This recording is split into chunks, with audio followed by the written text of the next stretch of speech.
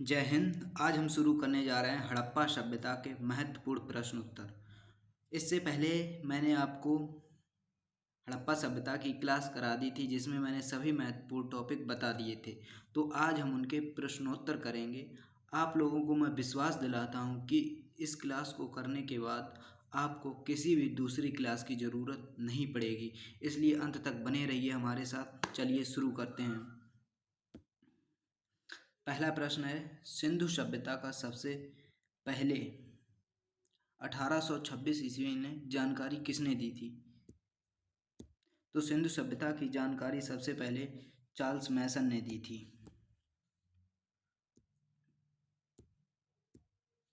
दयाराम साहनी ने 1921 ईस्वी में सबसे पहले हड़प्पा सभ्यता की खुदाई में हड़प्पा नामक शहर की खुदाई की थी। अलेक्जेंडर कनिंघम ने 1853 ईस्वी में इसका सर्वेक्षण किया था। और जॉन मार्शल, इन्होंने नामकरण किया था हड़प्पा सभ्यता का नामकरण। और उस समय के ये जब हड़प्पा सभ्यता की खुदाई हुई थी उस समय जॉन मार्शल महानिदेशक भी थे, सर्वेक्षण विभाग के महानिदेशक। अगला क्वेश्चन, वर्ष 1853 ईस्वी में सिंधु सभ्यता का प्रथम मानचित्र और सर्वेक्षण किसने किया था? तो सिंधु सभ्यता का पहला सर्वेक्षण किसने किया था? अलेक्जेंडर कनिंघम ने 1853 ईस्वी में 1853 ईस्वी में इन्होंने सर्वेक्षण किया था। जॉन मार्शल ने नामकरण किया था और उस समय के जब हड़प्पा सभ्यता की खुदाई हुई थी उस समय के जॉन मार्शल पुरातत्व विभाग के महानिदेशक थे।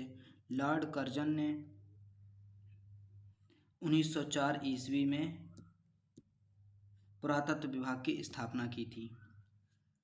राखल दास बनर्जी, इन्होंने हड़प्पा सभ्यता के शहर मोहनजोदड़ो की खुदाई की थी 1922 ईस्वी में। मोहनजोदड़ो की खुदाई 1922 ईस्वी में की थी। अगला क्वेश्चन है, भारत में भारतीय पुरातत्व विभाग की स्थापना 1904 ईस्वी में किसने की थी? तो अभी मैंने आपको बताया था लॉर्ड कर्जन। लॉर्ड कर्जन उस समय का वायसराय था हमारे देश में। लॉर्ड डलहौजी, यह भी वायसराय था महारानी लक्ष्मीबाई के समय। इसकी नीति थी हड़प नीति। ये दूसरों के राज्यों को हड़प लेता था नए नए नियम बनाकर।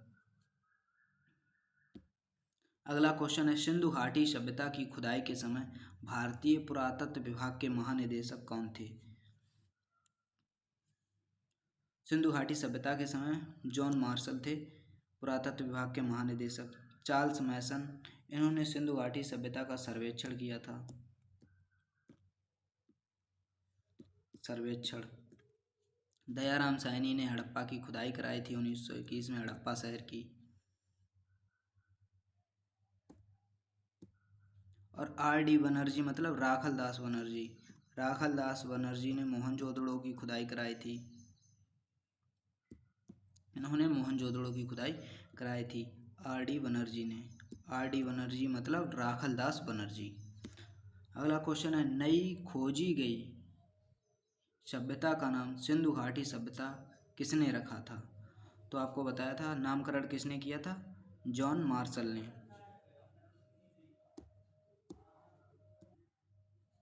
जेम्स प्रिंसेस ने सम्राट अशोक के जो शिलालेख थे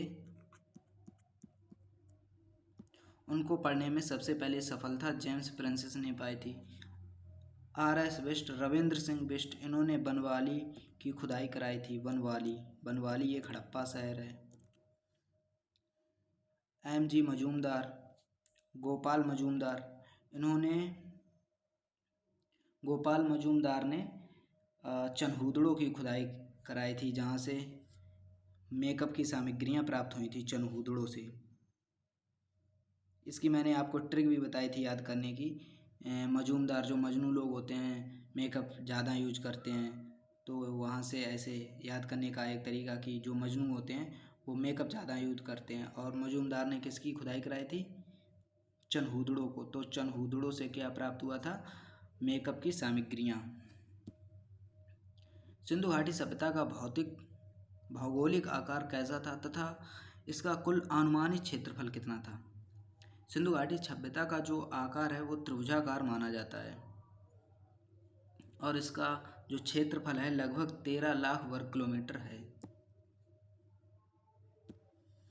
अगला क्वेश्चन है, सिंधु घाटी सभ्यता को मुख्य रूप से किस प्रकार की सभ्यता माना जाता है? सिंधु घाटी सभ्यता एक विकसित उस समय की सभ्यता थी और इसलिए यह एक नगरीय या शहरी सभ्यता के रूप में जानी जाती है। यहाँ पर नालियाँ ढकी हुई थीं और जो सड़कें थीं एक दूसरे को ग्रिड पद्धति मतलब एक दूसरे को समकोण पर काटती थीं, जो हवा चलने पर स्वतः ही साफ हो जाती थीं। इनका जो शहर का जो बस शहर में घर बनाने का जो तरीका था वो बहुत ही आधुनिक था। रेडियो कार्बन 14 विश्लेषण जैसी नवीन पद्धति के अनुसार सिंधु सभ्यता का प्रमाणिक काल क्या है?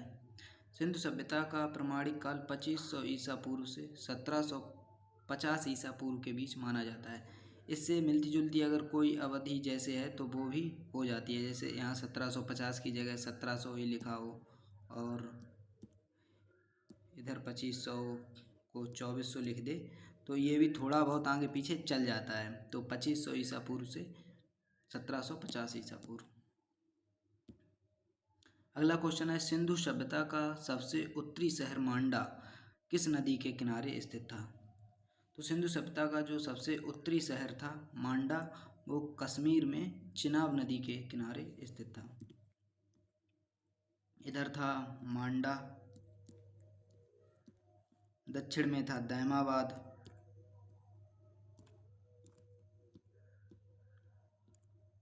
और जो इसका सबसे पूर्वी शहर यूपी के मेरठ में था आलमगीरपुर और जो सबसे पश्चिमी शहर था वो पाकिस्तान के बलूचिस्तान में सुदके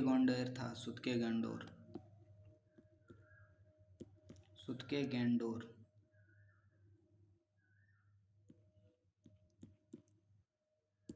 ठीक है।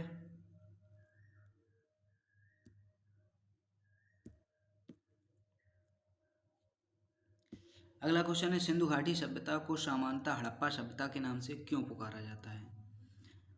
सिंधु सभ्यता को हड़प्पा सभ्यता के नाम से क्योंकि इसलिए पुकारा जाता है क्योंकि जो उसका शहर था हड़प्पा, सबसे पहले उसी की खुदाई की गई थी। तो सबसे पहले खोजा गया शहर हड़प्पा 1921 ईस्वी में दयाराम साहनी ने इसकी खुदाई कराई थी। अगला क्वेश्चन है, सिंधु सभ्यता का प्रसिद्ध ऐतिहासिक शहर हड़प्पा वर्तमान में भौगोलिक रूप से कहाँ स्थित है? जो सिंधु सभ्यता का हड़प्पा शहर था वर्तमान में पाकिस्तान के पंजाब प्रांत के मोंटगोमरी जिले में स्थित है। राजस्थान के हनुमानगढ़ जिले में कालीबंगा शहर स्थित है। कालीबंगा का अर्थ होता है काली मिट्टी की चूड़ियाँ। लरकाना जिले में मोहनजोदड़ो स्थित है। मोहनजोदड़ो सिंधु नदी के किनारे स्थित है।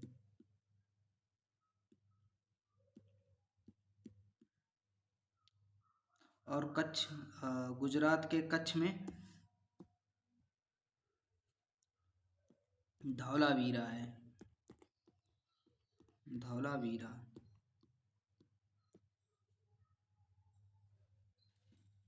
अगला क्वेश्चन, सिंधु सभ्यता का सबसे प्रमुख व विशाल स्थल मोहनजोदड़ो वर्तमान में कहाँ स्थित है? मोहनजोदड़ो अभी आपको बताया था पाकिस्तान के सिंध प्रांत में लरकाना जिले में स्थित है। और जो हड़प्पा है वो मोंटगोमरी जिले में स्थित है, पंजाब में।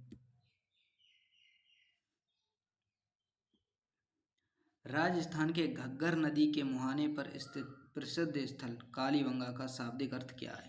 कालीबंगा का शाब्दिक अर्थ अभी मैंने आपको बताया था काली मिट्टी की चूड़ी होता है। 1921 में हड़प्पा नामक शहर की खुदाई सर्वप्रथम किसने कराई थी? तो हड़प्पा की खुदाई किसने कराई थी? दयाराम साहनी ने। अगला क्वेश्चन है पुरातात्विक खुदाई में प्राप्त RH-37 कब्रिस्तान के साथ हड़प्पा कालीन किस शहर से मिले? RH-37 के जो साक्ष्य थे वो हड़प्पा से ही मिले थे। संपूर्ण सिंधु घाटी सभ्यता का सबसे बड़ा शहर कौन सा है? सिंधु घाटी का सबसे बड़ा शहर मोहनजोदड़ो था। भारतीय सीमा क्षेत्र के भीतर सिंधु नदी घाटी सभ्यता का सबसे बड़ा स्थल राखीगढ़ी। अगला क्वेश्चन, भारतीय उपमहाद्वीप के इतिहास में चांदी का सर्वप्रथम प्रयोग किस सभ्यता के लोगों ने किया था? तो चांदी का सर्वप्रथम प्रयोग भारत में सिंधु घाटी सभ्यता के लोगों ने ही किया था। इससे पहले चांदी का प्रयोग किसी ने नहीं किया था। चांदी का आयात कहाँ से करते थे ये लोग? ईरान तथा अफगानिस्तान से। सिंधु घाटी सभ्यता के लोग ईरान तथा अफगानिस्तान से चांदी को आयात करते थे।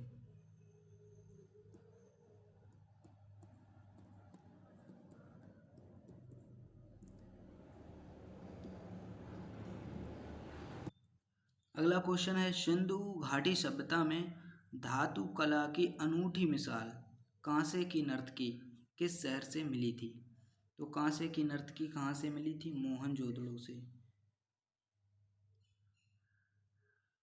और मात्र देवी की मूर्ति कहाँ से मिली थी? हड़प्पा से। हड़प्पा से मात्र देवी की मूर्ति मिली थी।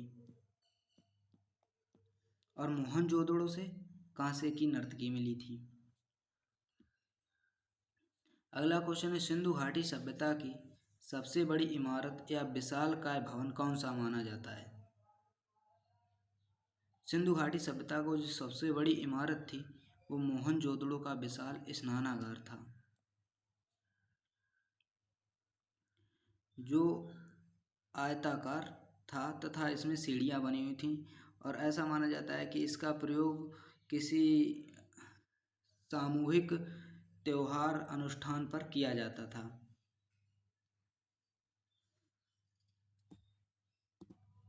आगे बढ़ते हैं। अगला क्वेश्चन है सिंधु घाटी सभ्यता में सर्वाधिक स्वास्तिक मोहरें किस प्राचीन शहर से प्राप्त हुई थीं? तो मोहनजोदड़ो से सर्वाधिक मात्रा में स्वास्तिक मोहरें प्राप्त हुई थीं। जो स्वास्तिक मोहरें थीं वो सेल खड़ी से बनी होती थीं। सेल खड़ी। अगला क्वेश्चन सिंधु सभ्यता से प्राप्त प्रसिद्ध स्वास्तिक मोहरें मुख्य रूप से किसकी बनी होती थी? तो आंसर है सेल खड़ी। अगला क्वेश्चन है वर्ष 1922 ईस्वी में प्रसिद्ध पुरातात्विक स्थल मोहनजोदड़ो की खुदाई सर्वप्रथम किसने कराई थी? तो रखालदास बनर्जी ने। दयाराम साहनी ने हड़प्पा की खुदाई कराई थी। यज्ञदत्त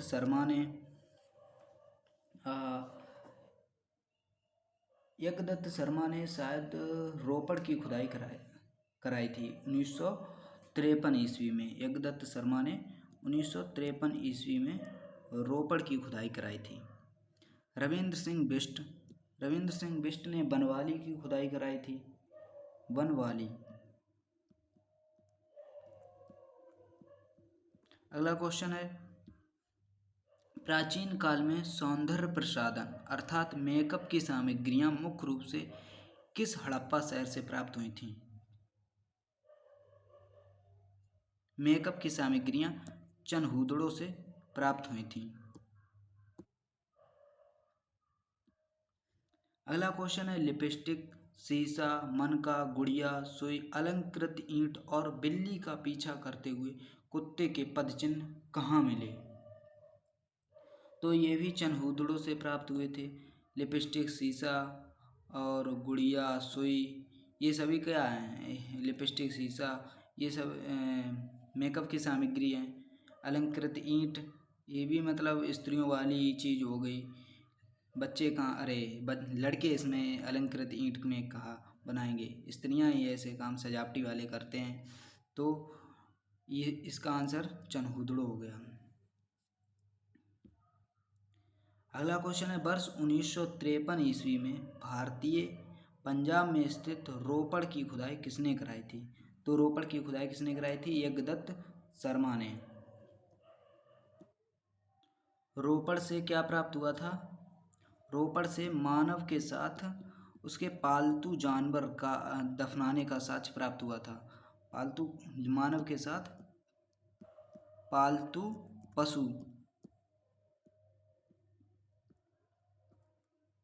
पशु को दफनाने का साक्ष्य प्राप्त हुआ था। ऐसा ही साक्ष्य बुर्ज होम जम्मू कश्मीर से प्राप्त हुआ था, जिसमें मानव के साथ कुत्ते को दफनाया गया था।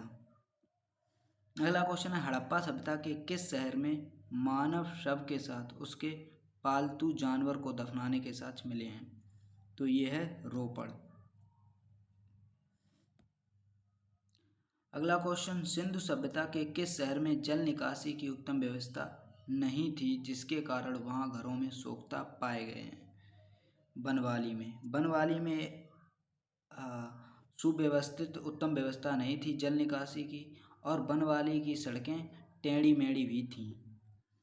तो आप ऐसे याद रख सकते हैं कि वन में जो रास्ता होते हैं वन के अंदर, वो टेढ़े मेढ़े ही होते हैं। वहाँ कोई स्पेसिफिक सीमेंट या डाबर के रोड नहीं बने होते हैं जो सीधे हों।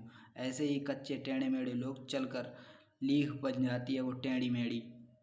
तो इस तरह से आप याद रख सकते हैं कि बनवाली में जो सड़कें थीं वो टेढ़ी मेढ़ी, तथा यहाँ उत्तम जल निकासी की व्यवस्था नहीं थी, इसलिए लोगों को घरों में सोख्ता पाया गया।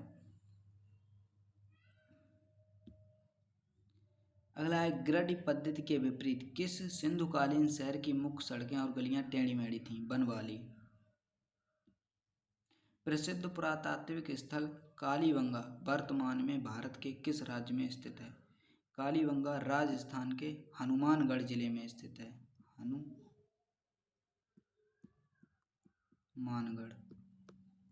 कालीबंगा का अर्थ होता है काली मिट्टी की चूड़ियाँ। अगला क्वेश्चन है, राजस्थान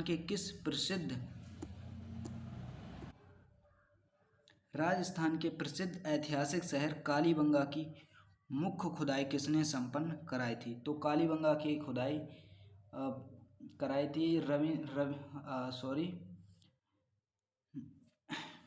बीवी लाल तथा बीके थापड़ ने।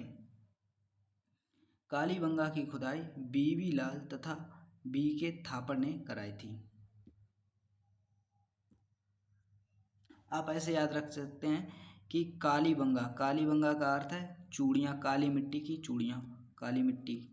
और चूड़ियाँ कौन पहनता है? काली मिट्टी की चूड़ियाँ। और चूड़ियाँ कौन पहनता है? बीवी पहनती है, बीवी।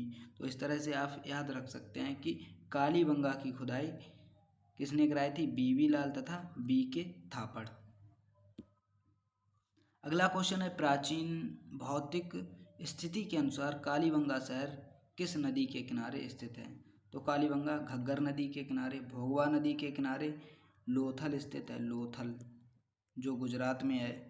रावी नदी के किनारे खुद हड़प्पा स्थित है, जिसकी खुदाई सबसे पहले हुई थी। और सिंधु नदी के किनारे मोहनजोदड़ो।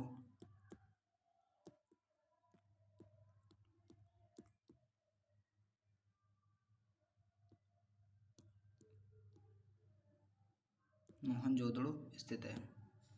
अगला क्वेश्चन है, सिंधु सभ्यता में घोड़ों की हड्डियां तथा कलश समाधान के साक्ष्य कहाँ से प्राप्त हुए?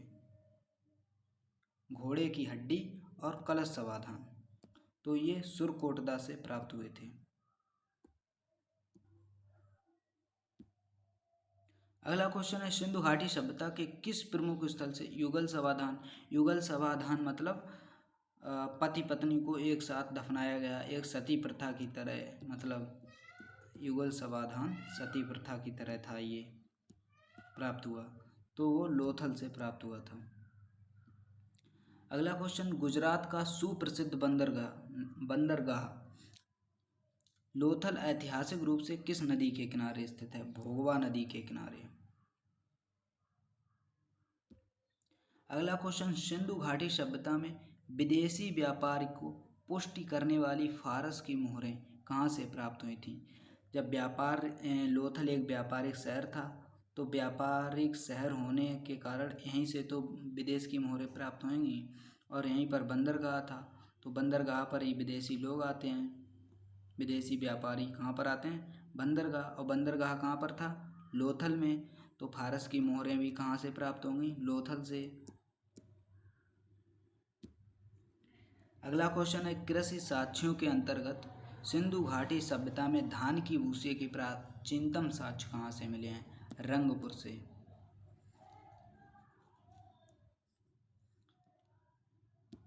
अगला क्वेश्चन, सिंधु कालीन प्रथम स्थल कुड़ाल, जहाँ से चांदी के 2 मुकुट प्राप्त हुए, वर्तमान में कहाँ स्थित है?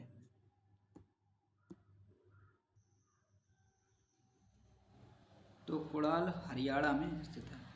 चूँकि यहाँ से 2 शाही मुकुट प्राप्त हुए, इसलिए यहाँ पर किसी शासन का, किसी राजा महाराजा या किसी अमीर वर्ग के शासन का प्रारूप मिलता है। इससे साबित होता है कि यहाँ पर किसी का राजा या किसी उच्च वर्ग का शासन होता था। अगला क्वेश्चन है, व्यापारिक आयात के अंतर्गत सिंधु सभ्यता के लोग बहुमूल्य रत्न गोमेद कहाँ से मंगवाते थे? गोमेद कहाँ से मंगवाते थे? सौराष्ट्र से।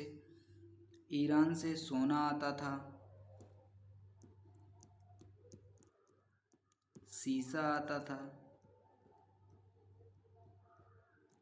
और चांदी भी ईरान से आता था।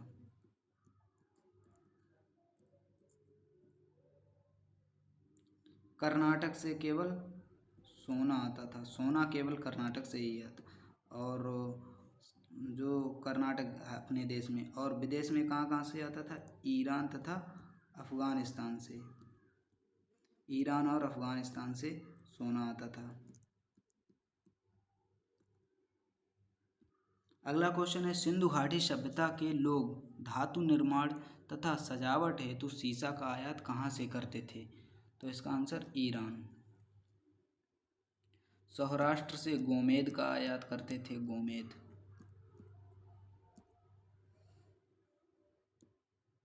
अगला क्वेश्चन है, सिंधु सभ्यता का समाज मुख्य रूप से कितने वर्गों में विभाजित था?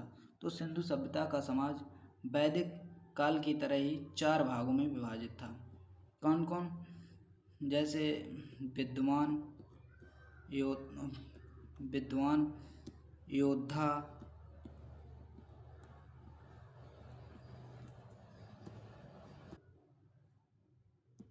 व्यापारी और श्रमिक वर्ग। इसी तरह से वैदिक काल में भी था ब्राह्मण, क्षत्रिय, वैश्य और शूद्र।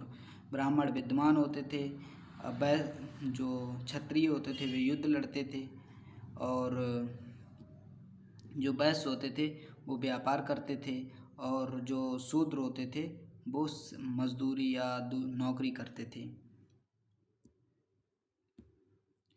अगला क्वेश्चन है, सिंधु सभ्यता की लिपि भावचित्रात्मक थी, इसे किस दिशा की ओर से लिखा जाता है? सिंधु सभ्यता की जो लिपि थी वो दाएं से बाएं की ओर लिखी जाती है, जबकि हम लोग कहाँ से लिखते हैं? बाएं से दाएं की ओर लिखते हैं। और सिंधु सभ्यता के जो लोग थे वो राइट साइड से लेफ्ट की ओर लिखते थे, यानी दाएं से बाएं की ओर लिखते थे। अगला क्वेश्चन है, सिंधु सभ्यता ने नाप तोल के लिए कम से कम कितनी इकाई का अनुपात प्रयोग किया था? तो सिंधु सभ्यता में जो इकाई के मानक थे, नाप तोल के जो मानक थे उनके अनुपात 16 के गुणक में होता था। जैसे एक जो बाट है उनका 16 kg, फिर दूसरा 32 kg, इस तरह से होते थे। अगला क्वेश्चन है, विश्व में कपास के प्रथम उत्पादक किस सभ्यता के लोग माने जाते हैं? तो सिंधु सभ्यता के लोगों ने सबसे पहले कपास का उत्पादन किया था। अगला क्वेश्चन है, सिंधु घाटी सभ्यता के लोग मुख्य रूप से किस जानवर से परिचित नहीं थे? सिंधु घाटी सभ्यता के लोग गाय एवं शेर से परिचित नहीं थे, क्योंकि गाय एवं शेर के कोई अवशेष प्राप्त नहीं हुए हैं। अगला क्वेश्चन है, सिंधु सभ्यता की मोहरें मुख्य रूप से किस आकार की होती थीं? तो सिंधु सभ्यता की जो मोहरें थीं वो वर्गाकार या चौकोर होती थीं, जिन्हें चौकोर कह सकते हैं। वर्गाकार यानी चौकोर होती थीं। अगला क्वेश्चन है, हड़प्पा सभ्यता में मोतियों को बनाने के लिए मुख्य रूप से किस सामग्री का उपयोग किया जाता था? कार्नेलियन पत्थर।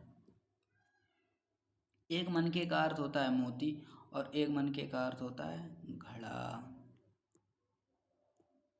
इस बात को याद रखना, ठीक है। मोहनजोदड़ो के विशाल स्नानागार की आकृति निम्नलिखित में से कैसी थी?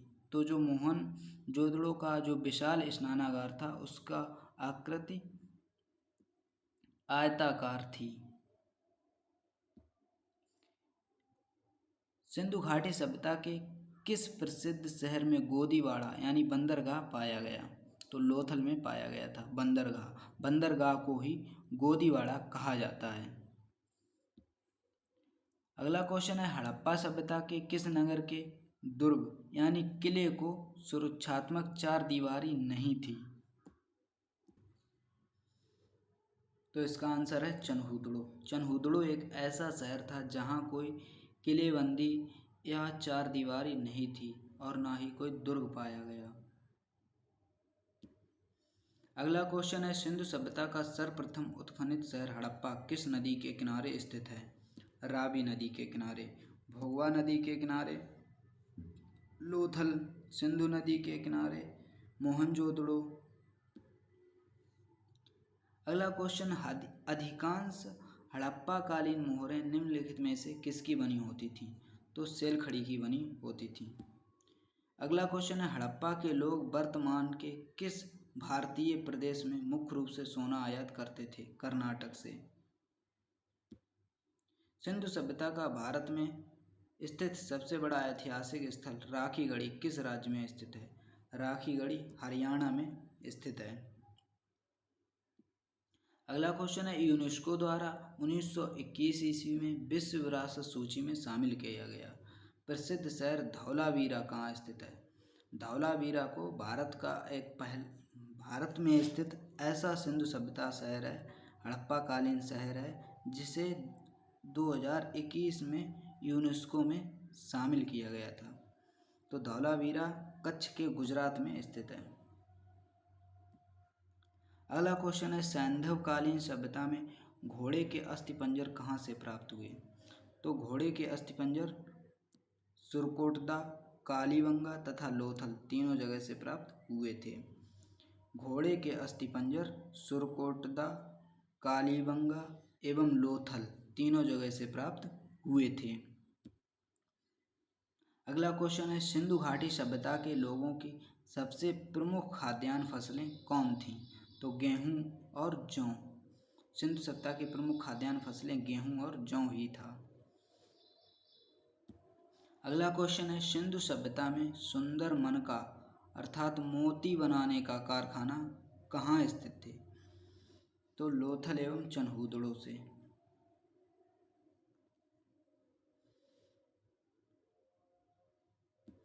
अगला क्वेश्चन है, सिंधु सभ्यता में धार्मिक अनुष्ठान हेतु यज्ञ वेदिका कहाँ से प्राप्त हुई? यज्ञ वेदिका लोथल एवं कालीबंगा से प्राप्त हुई। इन दोनों शहर से प्राप्त हुई थी। लोथल एवं कालीबंगा दोनों शहर से यज्ञ वेदिका यानी हवन कुंड प्राप्त हुआ था।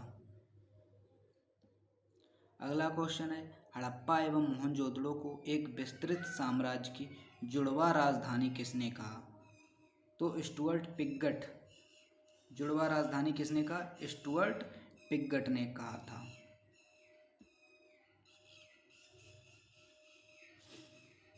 तो आप सभी लोगों को वीडियो देखने के लिए धन्यवाद।